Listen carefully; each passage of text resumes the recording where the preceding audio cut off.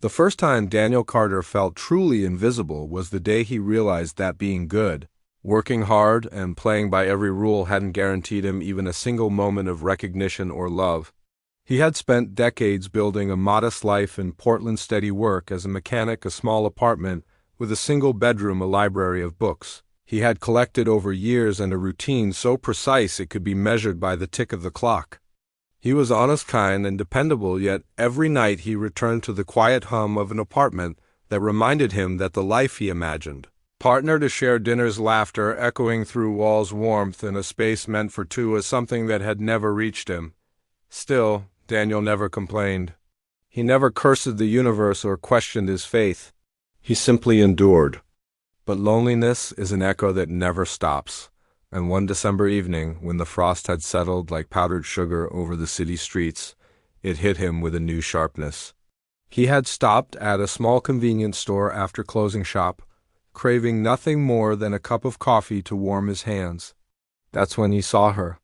A woman huddled against the wind and snow, balancing a tiny child on her hip, trying to shield him from the chill with a threadbare scarf. Her hair was damp, plastered to her pale, tired face, her eyes darkened by exhaustion and fear. The boy clutched her sweater as if letting go could mean vanishing entirely.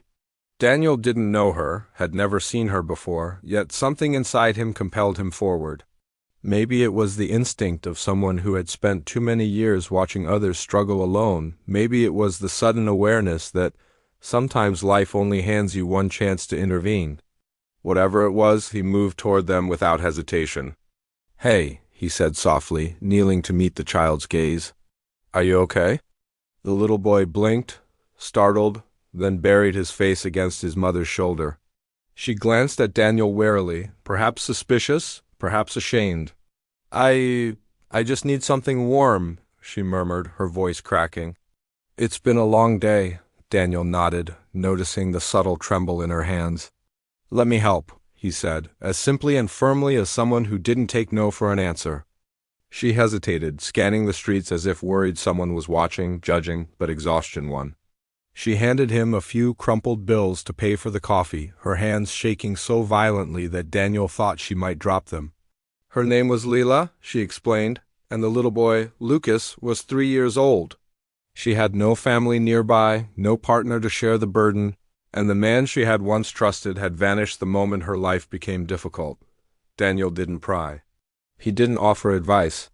He just listened, letting her tell the story of struggle and fear in pieces, pauses filled with shivers from the cold and the weight of carrying too much for too long.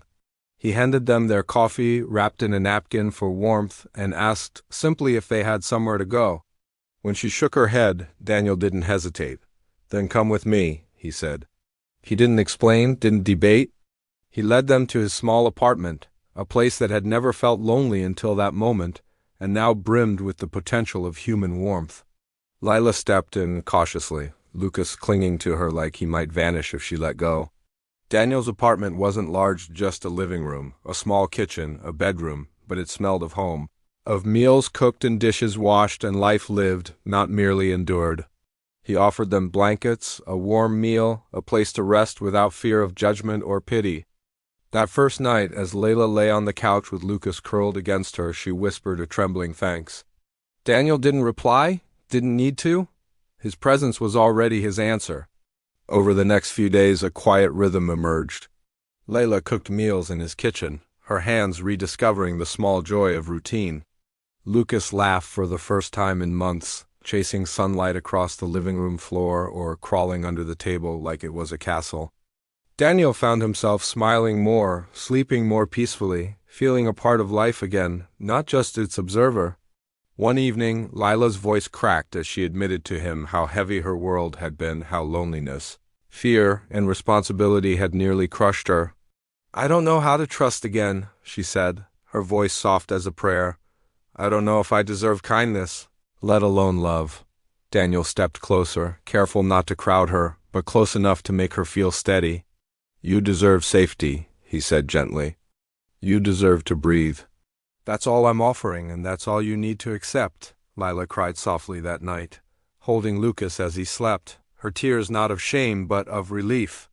And Daniel, for the first time in years, felt the full weight of purpose in his life. Not in work, not in routine, not in the hollow boxes he had once filled with good deeds for strangers, but in this, two fragile beings who now needed him, who now trusted him, and whose lives he could gently anchor in safety. Days turned into weeks, and Lila's sister recovered from surgery. She could have left, could have returned to her small apartment where the cold walls had been her only companion.